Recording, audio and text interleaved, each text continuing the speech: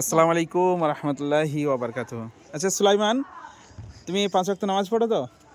আচ্ছা, 5 ওয়াক্ত নামাজের মধ্যে ফজরের নামাজ কখন হয়? কোন টাইমে হয় ফজরের নামাজ? ভোরবেলায়। ভোরবেলা হয়। সুলাইমানকে ঠিক বলেছে? জি। মাশাল্লাহ।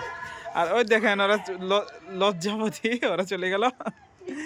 আরে দেখেন এদিকে এরা লুকাচ্ছে। স্যার এটা লাগবে এমডি আসিফ হোসেন, তাই তো? আচ্ছা আসিফ হোসেন, তুমি বলো তো জোহরের নামাজের পূর্বে যে 4 রাকাত সুন্নত পড়া হয়, এই নামাজটাকে কি বলা হয়? মানে সুন্নতে মুআক্কাদা বলা হয়, না এমনি নফল নামাজ, না ফরজ নামাজ? জোহরের সুন্নতে মুআক্কাদা। মাশাআল্লাহ মাশাআল্লাহ। আচ্ছা সুলাইমান বলো দেখি, এশার সময় একটা নামাজ হয়, সে নামাজের পর একটা রাতের শেষের নামাজ হয়। মানে এশার নামাজ হয়ে গেল, তারপরে 2 রাকাত সুন্নত পড়লা, তারপর নফল পড়লা, তারপর আরেকটা নামাজ হয় যেটা রাতের শেষের নামাজ বলা হয়, সেই নামাজের নাম কি? তাহাজ্জুদ। আচ্ছা বলো, ওকে ঠিক বলেছে? জি। ঠিক বলেছে? জি না। না তাই বলছো? আচ্ছা তুমি বলো তো বাবু, এই বাবু, এই এদিকে এসো।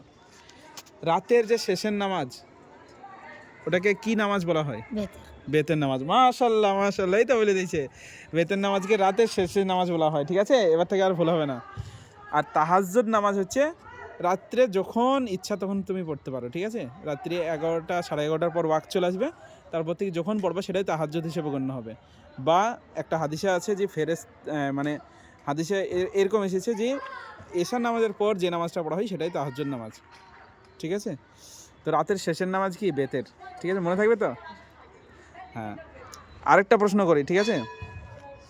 দুনিয়ার মধ্যে ধন সম্পদ সমস্ত কিছু যে উত্তম নামাজ, সেটা হয় একটা টাইমে, সেই নামাজটার নাম কি? ফজরের প্রথম 2 রাকাত সুন্নাত। মাশাআল্লাহ মাশাআল্লাহ, ফজরের প্রথম 2 রাকাত সুন্নত হচ্ছে দুনিয়ার যত ধন সম্পদ, দুনিয়ার যত কিছু আছে সমস্ত কিছু থেকে উত্তম বলা হয়েছে। মাশাআল্লাহ। যাই হোক, আজকে এই পর্যন্তই, আজকে আর ভিডিও করছি না। তো বন্ধুরা, এই দেখেন আমরা ছাদে একটু এসেছি একটু আড্ডা মারতে, আমরা 3 জন আসলাম। এই হচ্ছে আসিফ হোসেন, মোহাম্মদ আসিফ হোসেন, আর সুলাইমান, আর আমার নামও সুলাইমান। আসসালামু আলাইকুম।